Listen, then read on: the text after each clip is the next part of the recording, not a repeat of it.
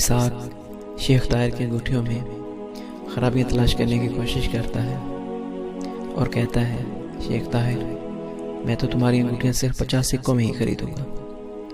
شیخ طاہر جو بیچارہ مجبور اور پریشان ہوتا ہے، اسے اس کے سوا کوئی اور چارہ نظر نہیں آتا۔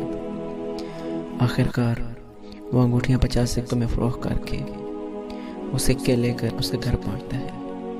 جب یتیم بچی کے گھر پہنچتا ہے تو دیکھتا ہے کہ بچی شدید بیمار ہے اور شدید بخار میں تڑپ رہی ہے۔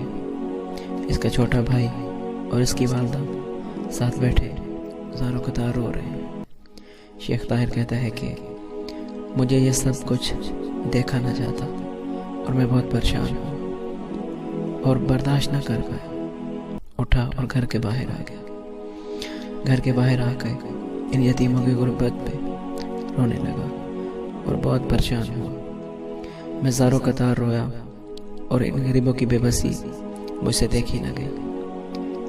شیخ طاہر کہتا ہے کہ میں مسجد آیا اور مسجد میں آ کے اپنے خدا اور اپنے امام سے ان غریبوں کے لیے مدد مانگی، اور پھر شیخ طاہر ڈاکٹر کو لاتا ہے تاکہ بچی کا علاج کروائے۔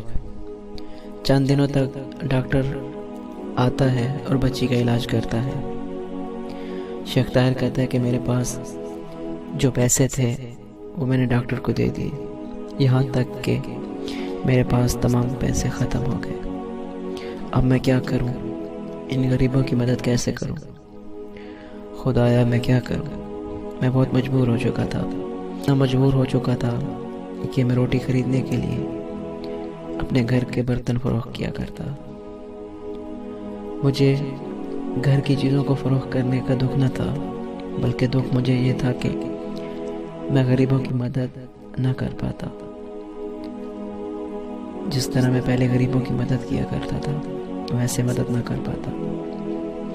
ایک دن شیخ طاہر گلی سے گزر رہے ہوتے کہ ایک یتیم کے گھر سے رونے کی آواز آ رہی ہوتی۔ بچے رو رو کے کہہ رہے تھے، ماں ہمیں کھانا چاہیے۔ وہ بیچاری ماں کیا کرتی۔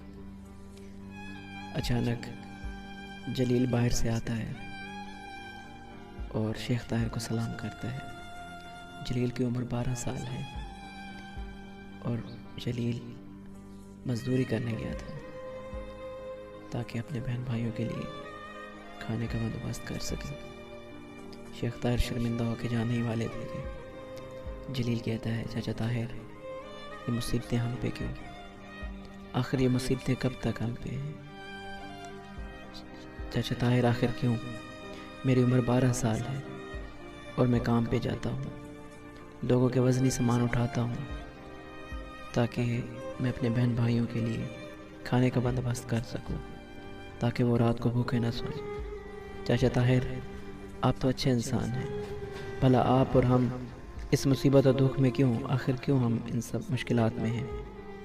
جلیل روتا ہے اور شیخ طاہر بیٹھتے ہیں، جلیل کے سر پہ ہاتھ پھیرتے ہیں اور کہتے ہیں، بیٹا صبر کرو، صبر کرو کہ ان اللہ مع الصابرین، اللہ صبر کرنے والوں کے ساتھ ہے۔ بچہ روتا ہے، شیخ طاہر اس سے بات کرتے ہیں اور کہتے ہیں، بیٹا کیا پتہ اس فقر و غربت میں ہمارے لیے بہتری ہو۔ اللہ تعالیٰ اپنے انبیاء، اولیاء اور اپنے پسندیدہ بندوں کو سخت ترین امتحان میں ڈال کے ان کی آزمائش کرتا ہے، شاید ہمارے لیے بھی ایک امتحان ہو۔ شیخ طاہر کہتا ہے، بیٹا ہر زمانے میں خدا نے ہر زمانے والوں کو ایک مددگار دیا ہے، ایک امام دیا ہے۔ ہمارے زمانے میں بھی ایک امام ہے، ایک مددگار ہے۔ بیٹا تمہیں پتہ ہے میں بھی مشکل میں ہوں اور سخت تکلیف میں ہوں۔ بیٹا تمہیں پتہ ہے کہ ہمارے پاس ایک امام ہے اور وہ امام ہمارے مددگار ہیں، ہمیں مدد کرتے ہیں۔ جلیل کہتا ہے، چاچا طاہر، ان کا گھر کہاں پہ ہے اور وہ کہاں پہ رہتے ہیں؟ شیخ طاہر ہوتے ہوئے کہتا ہے، ان کا گھر ہر اس شخص کے دل میں ہے جو امام کا عاشق ہے، اور ہر اس شخص کے دل میں ہے جو امام سے محبت کرتا ہے۔